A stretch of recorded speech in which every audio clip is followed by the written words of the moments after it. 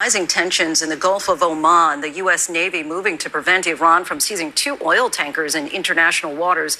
Images released by the Navy show the Iranian Navy speeding toward one of the tankers, a U.S. destroyer racing to protect the ships in separate incidents about 3 hours apart. Iran firing on one of those tankers. Here's ABC's Marcus Moore. Tonight, the U.S. military says it stopped Iranian forces from seizing 2 commercial tankers near the Strait of Hormuz just hours apart, even accusing Iran of opening fire on one of the vessels. The Pentagon releasing video of one of the encounters, saying it shows an Iranian military ship approaching the oil tanker Richmond Voyager, the Bahamian-registered tanker sending out a distress call. As a nearby U.S. destroyer responded, the Navy says the Iranians shot at Richmond Voyager, bullets ricocheting, flashing in the sky above the tanker. The Iranian vessel departing when the American destroyer approached. The Pentagon releasing images showing damage to the tanker and ammunition cases recovered from the vessel, saying in a statement that the Iranian personnel fired multiple long bursts with both small arms and crew-served weapons, and that several rounds hit the ship's hull near crew living spaces. And Lindsay, tonight the U.S. military says no one was hurt in either incident and that both of these tankers went on their way.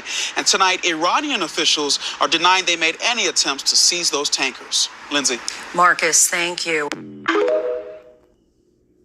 All of this means that the 30-mile-wide Strait of Hormuz is the most important choke point in the entire world. By controlling these 30 miles, you can effectively rule the entire world. And by closing them down, you can effectively destroy the world. Iran, Iraq, Kuwait, Saudi Arabia, Bahrain, Qatar, the United Arab Emirates, and Oman. And for 4 of those countries, the only maritime access they have is within the Persian Gulf, which means that the 30-mile-wide Strait of Hormuz is the only possible location they can pass through in order to access the world's oceans. There are 8 major islands located inside of the strait which must be avoided by any ships, 7 of which are de facto controlled by Iran.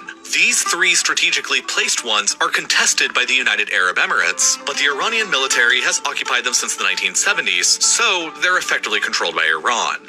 These areas of water highlighted are too shallow for any tanker to traverse, while these areas separately highlighted have very limited visibility due to the obstructions from islands and land. Dust storms, morning fog, and haze can all make visibility within the strait even more challenging and are particularly common events during the summer months. The UN has established a special traffic separation scheme for tankers and other ships to take while traveling through to avoid the most risk. This scheme consists of only 2 2-mile-wide shipping lanes, one for incoming and another for outgoing traffic, while each is only separated by a 2-mile-wide buffer zone. The whole route travels through Iranian, Emirati, and Omani territorial waters at various times, and all of the world's largest ships must pass through them, and limited capability to avoid any unexpected obstructions that might or might not crop up.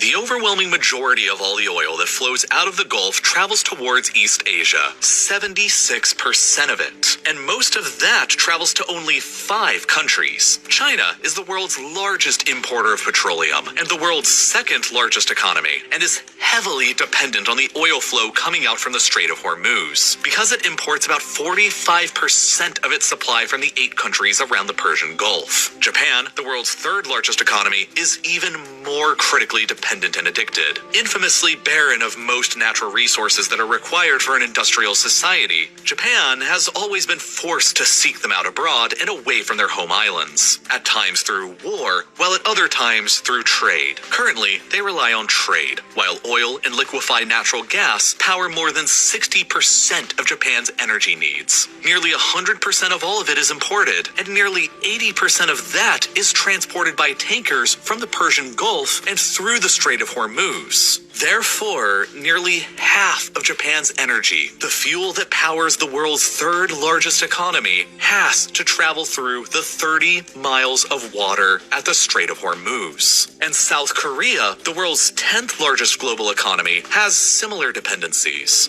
They import nearly 70% of their oil from the Persian Gulf states. And since oil powers more than 40% of their energy needs, nearly 1/3 of South Korea's energy supplies also have no other choice but to be delivered by tankers that are coming through the 30-mile wide Strait of Hormuz. Were the strait ever to be obstructed or shut down for very long, the world's second, third, and 10th largest economies would immediately come to a screeching halt. The primary source of revenue for all 8 countries around the Persian Gulf would also immediately dry up, and the ripple effect from there would almost certainly crash the entire global economy. And in that event, there aren't many options for getting the oil and natural gas around the strait. Saudi Arabia does have a crude oil and liquefied natural gas pipeline that they can use to transport limited amounts from the rich fields around the Persian Gulf over to their ports on the Red Sea, while the United Arab Emirates has a similar pipeline that they can use to transport further limited amounts to the other side of their country on the Gulf of Oman and away from the Strait of Hormuz, but these amounts are all limited, while Qatar, Bahrain, Kuwait, and Iraq possess no such ability. Most notably, the United States. The U.S. maintains dozens of bases across Oman, the UAE, Qatar, Saudi Arabia, Bahrain, Kuwait, and Iraq. 7 of the 8 countries around the Gulf, save for Iran.